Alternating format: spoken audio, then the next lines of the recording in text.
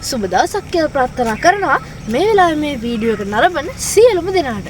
ඔන්න ඉතින් අද අපි කතා කරන්න යන්නේ මෙතෙක් ලෝකේ බිහි වූ විශිෂ්ටතම හිඳි බුද්ධ ප්‍රතිමා වහන්සේ වන සමාධි බුද්ධ ප්‍රතිමා වහන්සේ ගැන. එහෙනම් අපි යමු වීඩියෝ එකට.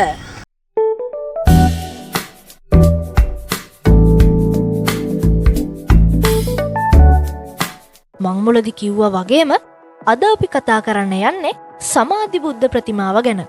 ඉතින් මේ සමාධි බුද්ධ ප්‍රතිමාව තමයි අනුරාධපුර මහමෙවුනා උයනේ පිහිටි විශිෂ්ටතම හිඳි බුද්ධ ප්‍රතිමා වහන්සේ. මේ සමාධි බුද්ධ ප්‍රතිමාව නිර්මාණය වෙලා තියෙන්නේ ක්‍රිස්තු වර්ෂ 6 වන සියවසේදී. මේ බුද්ධ ප්‍රතිමා වහන්සේ නිර්මාණය කිරීමට යොදාගත් මූලද්‍රව්‍ය තමයි ස්පටික හුණුගල්. ඒ වගේම මේ සමාධි බුද්ධ ප්‍රතිමා වහන්සේ අඩි 8කුත් අඟල් 2ක උසකින් යුක්ත වෙනවා. අතීතයේ මෙන්ම වර්තමානයේදීත් අප සියලු දෙනාම සරණ ගිය අප ගෞතම බුදුරජාණන් වහන්සේගේ මෙත්තා, කරුණා, මුදිතා, උපේක්ඛා යන සතර බ්‍රහ්ම විහරණ හොඳින්ම පිළිබිඹුවන විශිෂ්ටතම බුද්ධ ප්‍රතිමා වහන්සේ වෙන්නෙත් යාළුවනේ මේ සමාධි බුද්ධ ප්‍රතිමාව. නමුත් දුකට කාරණයක් සඳහන් කළොත් වර්තමානයේ වන විට අපගේ ගෞතම බුදුරජාණන් වහන්සේගේ මෙත්තා, කරුණා, මුදිතා, උපේක්ඛා යන සතර බ්‍රහ්ම විහරණ 100%ක්ම මේ බුද්ධ ප්‍රතිමාවෙන් නිරූපණය වෙන්නේ නැහැ.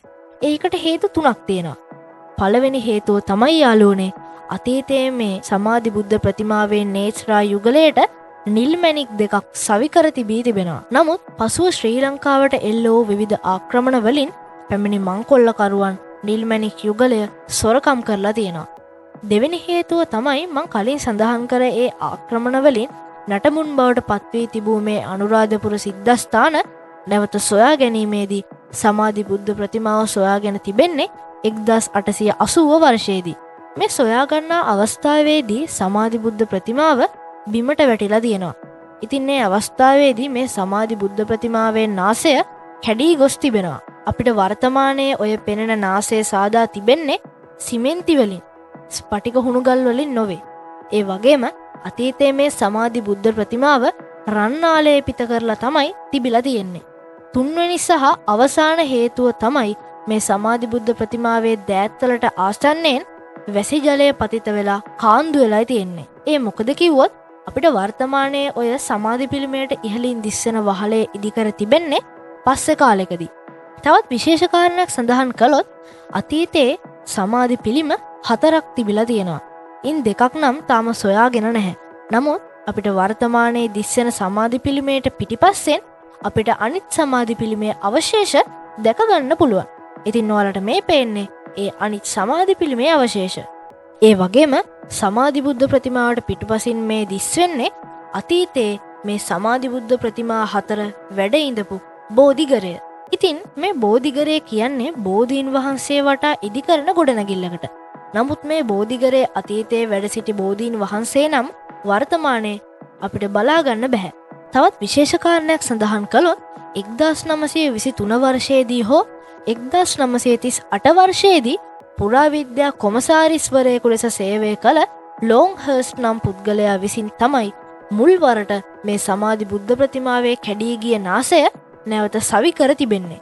ඒ වගේම 1978 වර්ෂයේදී අනුරාධපුර දිසාපති කෙනෙකු වශයෙන් සිටි කැමරන් මහතා විශ්‍රාම යන අවස්ථාවේදී තම අනුප්‍රාප්තිකයාට පවසා තිබෙනවා සමාධි බුද්ධ ප්‍රතිමා වහන්සේට ඉදිරියෙන් දිවෙන මාර්ගයේ ගමන් කරන මිනිසුන් වන්දනාකරුවන් සහ කරත්තවලින් නැගෙන ශබ්දවලින් සමාධි බුද්ධ ප්‍රතිමා වහන්සේගේ ශාන්ත සමාධි සුවයට බාධාවක් වන බැවින් එම මාර්ගය තවත් යාර 100ක් පමණ ඉදිරියට ගන්න කියලා. ඉතින් විදේශිකයන්ගේ පවා සිත් සනසවන මේ සමාධි බුද්ධ ප්‍රතිමාවේ ශාන්ත බව, ඒ සමාධි සුවය ගැන වචනයෙන් සඳහන් කරන්න බෑ. ඉතින් අටමස්ථාන අතරට අයත් නොවුවත් වන්දනාකරුවන් ඊටම ශ්‍රද්ධාවෙන් වන්දනා කරන ස්ථානයක් තමයි මේ සමාධි බුද්ධ ප්‍රතිමා වහන්සේ කියන්නේ. ඉතින් මොහොතක් හිතලා බලන්න. අතීතයේ අපේ රටේ ඉඳලා තියෙන ඒ ශ්‍රේෂ්ඨ කලාකරුවන් ගැන. ඒ වගේම මේ වගේ රටක ඉපදෙන්න අපි කොච්චරනම් වාසනාවන්තද කියලා.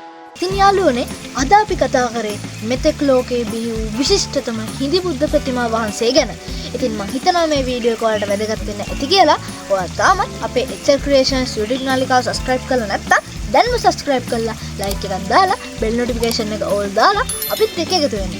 එහෙනම් මං ගිහින් එන්න. මං හිරුක්ලික්මන්.